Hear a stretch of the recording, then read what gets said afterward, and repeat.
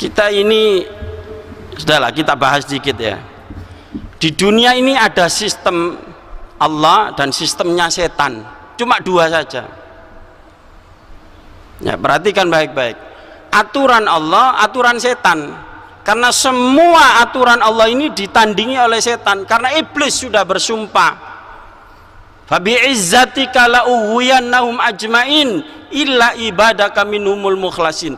Wahai Allah, izinkan saya, andirni ila yaumil ba'ts, izinkan saya usia panjang sampai kiamat.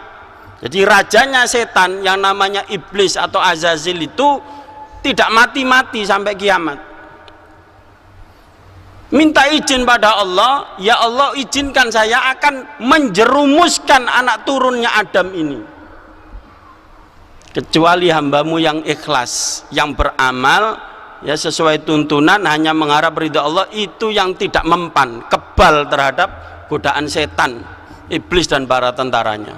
Nah, maka ketika ada hukum Allah ditandingi oleh iblis, bikin hukum, yaitu namanya hukum tauhid. Tauhid itu maknanya setan. Jadi hukum setan, ada hukum Allah, ada hukum setan. Nah, sederhananya hukum Allah itu namanya hukum Islam. Selain hukum Allah atau yang bertentangan dengan hukum Islam, itu namanya hukum tauhid, ciptaan buatan setan jin maupun setan manusia. Nah begitu para jamaah. Begitu pula sistem di dalam mengatur kehidupan ini, ada sistem berumah tangga, ada sistem bermasyarakat, ada sistem berbangsa dan bernegara, ada sistem, semua ini ditandingi oleh syaitan. Nah, terbukti gagal para jamaah. Ya, yang lebih dulu sistem apa yang gagal di dunia ini?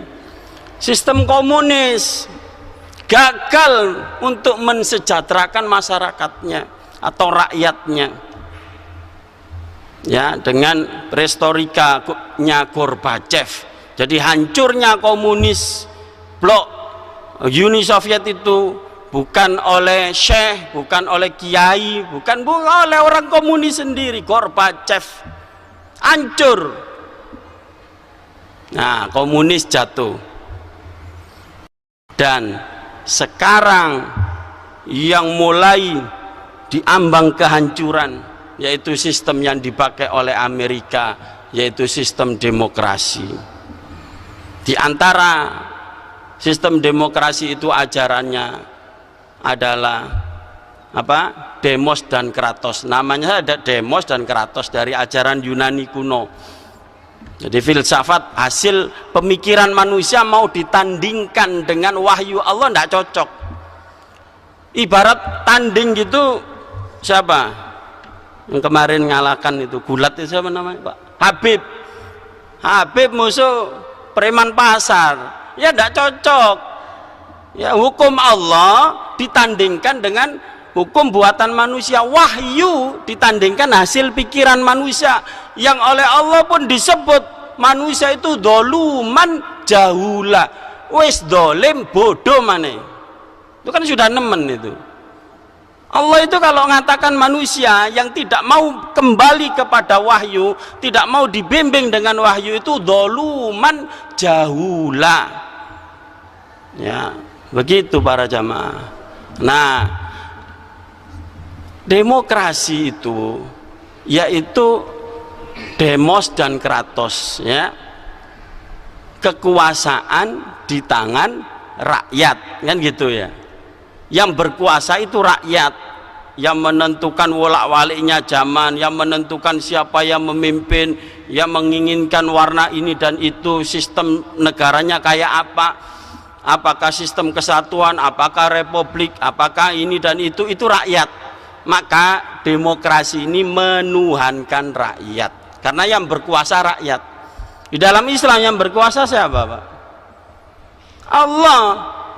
Maka rakyat tidak boleh bikin hukum. Dalam demokrasi rakyat boleh bikin hukum, bikin aturan. Maka dipilihlah wakil-wakil rakyat yang duduk di parlemen itu.